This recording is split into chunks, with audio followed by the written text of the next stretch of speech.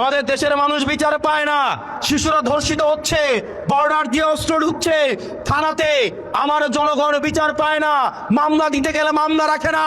আর স্বরাষ্ট্রমন্ত্রী সংসদে দাঁড়িয়ে উনি বাংলাদেশের মানুষকে প্রতারণার সংবিধান শিখায়।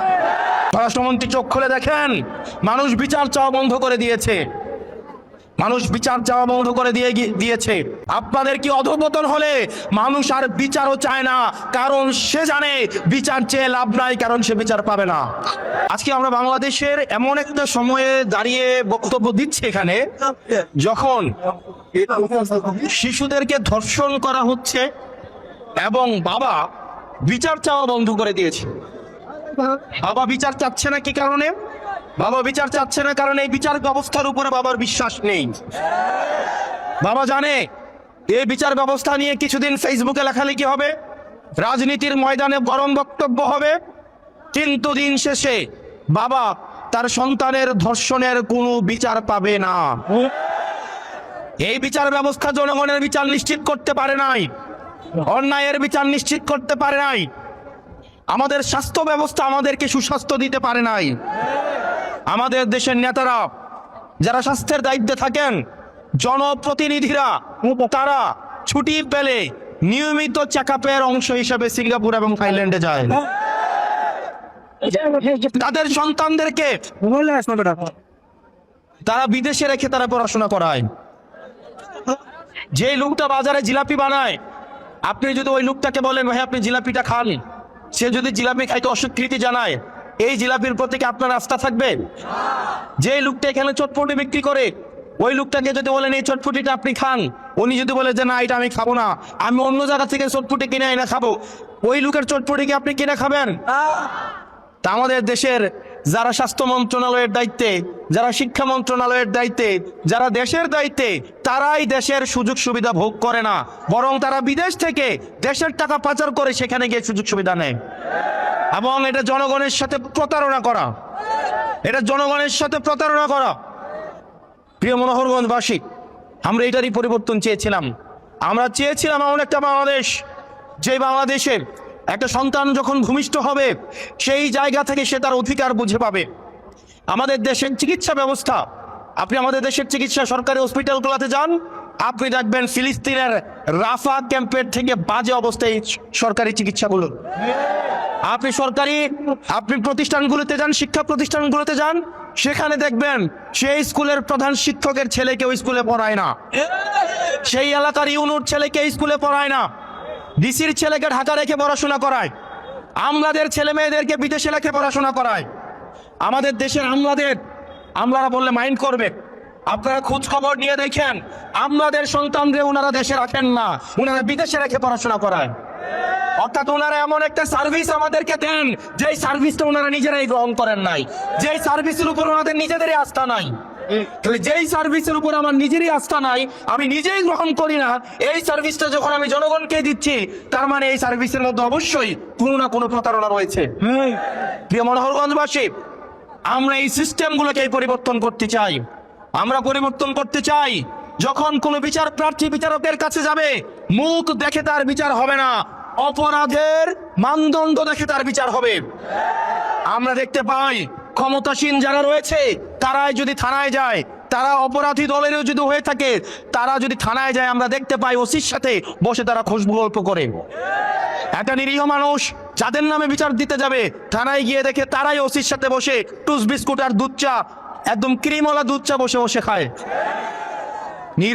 নিরপরাধ মানুষগুলো তখন থানা থেকে মাথা নত করে চলে আসে, কারণ সে জানে এই থানায় তার বিচার হবে না। প্রিয় তরুণ প্রজন্ম, আপনারা দেখবেন অনলাইন জুয়া আপনাদের জন্য সহজলভ্য করে ফেলা হয়েছে। বাজারে বাজারে অনলাইন জুয়ার সয়লাভ, অনলাইন জুয়া দিয়ে তরুণ প্রজন্মকে নষ্ট করে ফেলা হয়েছে। বর্ডার গুলোকে উন্মুক্ত করে দেওয়া হয়েছে। এই বর্ডারে মাদকের উন্মুক্ত প্রসারের মধ্য দিয়ে আমার তরুণ প্রজন্মকে নষ্ট করে ফেলা হচ্ছে। আমাদের দেশের মানুষ বিচার পায় না, শিশুরা ধর্ষিত হচ্ছে, বর্ডার দিয়ে অস্ত্র ঢুকছে থানাতে, আমার জনগণ বিচার পায় না, মামলা দিতে গেলে মামলা রাখে না। আর স্বরাষ্ট্রমন্ত্রী সংসদে দাঁড়িয়ে উনি বাংলাদেশের মানুষকে প্রতারণার সংবিধান শিখায়। স্বরাষ্ট্রমন্ত্রী চোখ খুলে দেখেন, মানুষ বিচার চাওয়া বন্ধ করে দিয়েছে, মানুষ বিচার চাওয়া বন্ধ করে দিয়েছে। আপনাদের কি অধঃপতন হলে মানুষ আর বিচারও চায় না, কারণ সে জানে বিচার চেয়ে লাভ নাই, কারণ সে বিচার পাবে না। প্রিয় মনোহরগঞ্জবাসী এবং এই তরুণ প্রজন্ম, আপনারা আজকে এই বিস্তীর্ণ মাঠে খোলা আকাশের নিচে, সুনীল আকাশের নিচে যারা এসে দাঁড়িয়েছেন, যাদের ভোট দেওয়ার বয়স হয় নাই কিংবা যাদের ভোট দেওয়ার বয়স হয়েছে, পরবর্তী বাংলাদেশ আমরা আপনাদেরকে নিয়ে বিনির্মাণ করব। যেই বাংলাদেশের থানায় গেলে তার রাজনৈতিক পরিচয় জানতে চাওয়া হবে না, যেই বাংলাদেশে চাকরি পেতে হলে মামা চাচা এবং রাজনৈতিক দলীয় পরিচয় থাকা লাগবে না, যোগ্যতার ভিত্তিতে এই বাংলাদেশের প্রত্যেকটা নাগরিক চাকরিতে, মেধায়, নেতৃত্বে এবং রাজনৈতিক নেতৃত্বে আসতে পারবে। প্রিয় মনোহরগঞ্জবাসী, আমরা এমন একটা বাংলাদেশ গড়তে চাই যেই বাংলাদেশে পলিটিক্যাল লিডাররা রাজনৈতিক মঞ্চে দাঁড়িয়ে শুধু বড় বড় কথা বলবে না, বড় বড় কথা বলে তারা নিজেরাই যাবে থাইল্যান্ডে চিকিৎসা নিতে, সিঙ্গাপুরে চেক আপ করাতে, তাদের সন্তানদেরকে তারা ইউএসএ, আমেরিকা, কানাডায় বেগম পাড়ায় রেখে পড়াবে। আমরা এমন বাংলাদেশ চাই না, বরং এমন বাংলাদেশ চাই যেই বাংলাদেশের শিক্ষা প্রতিষ্ঠানগুলোতে দপ্তরির ছেলেও যেমন পড়াশোনা করবে, ঠিক প্রতিষ্ঠান প্রধানের ছেলেও পড়াশোনা করবে। এই বাংলাদেশ যদি আমরা বিনির্মাণ করতে চাই, তাহলে সেক্ষেত্রে মত পার্থক্যের ঊর্ধ্বে উঠে, বিভাজনের ঊর্ধ্বে উঠে আমাদেরকে ঐক্যবদ্ধভাবে এই বাংলাদেশ বিনির্মাণের দিকে যেতে হবে। প্রত্যেকটা নাগরিকের মর্যাদা আমাদেরকে প্রতিষ্ঠিত করতে হবে। এবং আমার সামনে যে উদ্দীপ্ত তরুণ সমাজ রয়েছে, আপনাদের সামর্থ্য, শক্তি এবং উদ্দীপনাকে কাজে লাগাতে হবে। আমরা অতীতের রাজনীতিতে দেখেছি তরুণদেরকে লাঠিয়াল বাহিনী হিসেবে ব্যবহার করা হয়। আমরা চাই না তরুণরা কেবল লাঠিয়াল বাহিনী হিসেবে ব্যবহার হোক, আমরা বরং চাই তরুণরা নীতি নির্ধারণী পর্যায়ে থাকবে। তরুণদের আমরা চাই পরবর্তী বাংলাদেশ বিনির্মাণের যে অঙ্কর সেটা তারা নিয়ন্ত্রণ করবে ইনশাআল্লাহ।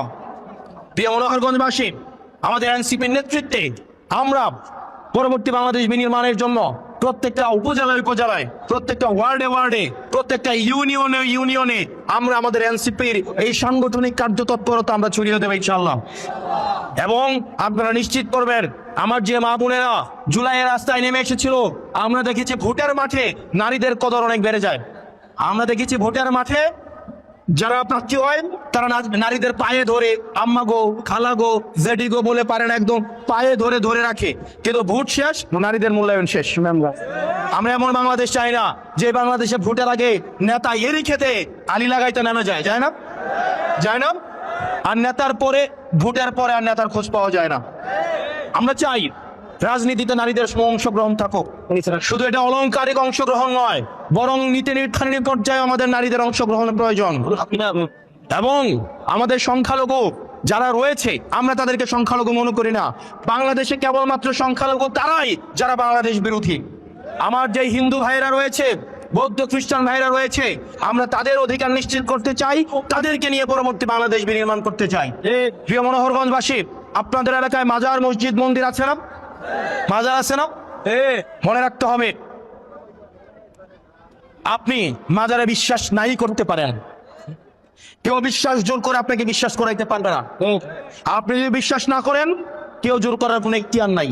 একই সাথে যে মাজারে বিশ্বাস করে তাকে আঘাত করার আপনার কোনো এখতিয়ার নাই। মাজারে কোনো আক্রমণ করার কোনো এখতিয়ার আপনার নাই। আপনার যদি অপছন্দ হয়, আপনি প্রয়োজনে যাবেন না, কিন্তু আরেকজন মাজারে যদি যায়, তাকে বাধা দেওয়া বা মাজার ভাঙার এখতিয়ার আপনাদের কারো নাই। আমাদের প্রত্যেকটা নাগরিকের অধিকার আমাদের রক্ষা করতে হবে। আমার দাড়ি টুপিওয়ালা ভাইরা যারা রয়েছে, 5ই আগস্টের পরে মন্দিরগুলোকে আপনারা পাহারা দিয়েছেন, ঠিক একইভাবে অন্য বিশ্বাসের বিভিন্ন মতাবলম্বী, ধর্মাবলম্বী যারা রয়েছে, তাদের ধর্মীয় অধিকার রক্ষা করার দায়িত্ব আপনাদেরকে নিতে হবে। আমরা যখন সব নাগরিকের অধিকার রক্ষা করতে পারবো, কেবল তখনই আমরা সুখী, সমৃদ্ধ এবং ধর্মীয় সম্প্রীতির আমরা বাংলাদেশ গড়ে তুলতে পারবো। সেজন্য আমাদের বিভিন্ন পন্থার ঊর্ধ্বে উঠতে হবে, আমাদের মতের ঊর্ধ্বে উঠে আমাদের একমাত্র পন্থা হচ্ছে বাংলাদেশ পন্থা। যেই পন্থার মধ্য দিয়ে আমাদের নাগরিক সমস্যা সমাধানের মধ্য দিয়ে আমরা একটি স্বনির্ভর বাংলাদেশ আমরা গড়ে তুলব। সেজন্য আমাদের আপনাদের সহায়তা প্রয়োজন। আপনারা যারা আছেন, মনে রাখতে হবে এনসিপি আপনাদের দল, এবং এনসিপি আপনাদের এমন একটা দল যেই দলের সমালোচনা করলে কেউ বাসা থেকে এসে তুলে নিয়ে যায় না। এবং এই দলটা আমরা জানি তরুণ প্রজন্মরা, আমরা যখন এনসিপি কোনো একটা নেতিবাচক কাজ করে আপনারা আঘাত পান, হয়তো অনেকে এনসিপি করেন না কিন্তু আপনারা আঘাত পান, কারণ এনসিপিকে আপনারা ধারণ করেন। এবং যারা এনসিপি করে বা না করে প্রত্যেকটা মানুষ এনসিপিকে ধারণ করে। বিশেষ করে আমার ভাইয়েরা, বিশেষ করে আমার বোনেরা, বিশেষ করে তরুণ প্রজন্মরা প্রত্যেকটা ঘরে ঘরে এনসিপির দাওয়াত পৌঁছে গেছে। আপনি দেখবেন প্রত্যেকটা ঘরের সংখ্যালঘু এখন হচ্ছে যারা মুরব্বী আছে তারা দেখবেন এনসিপির বিরুদ্ধে একটা কথা বললেই ওই বাসার যে মহিলা থাকে উনি গিয়া ধরে পোলাপাইনের বিরুদ্ধে কথা বলতে শিখেন, বলে কিনা? ঠিক একইভাবে দেখবেন আগে বাপ পোলারে বুঝাই, তখন পোলা বাপরে বুঝাই কেন এনসিপিতে আসা উচিত। যেই ঘরের মা এবং ছেলে এবং মেয়ে এনসিপিতে চলে আসছে, সেই ঘরের বাপ এবং দাদা অটোমেটিক এনসিপিতে আসতে বাধ্য। অথবা ওরাও আছে কিন্তু শরমে হয়তো বলে না। আমরা আপনাদের দুঃখটা বুঝি।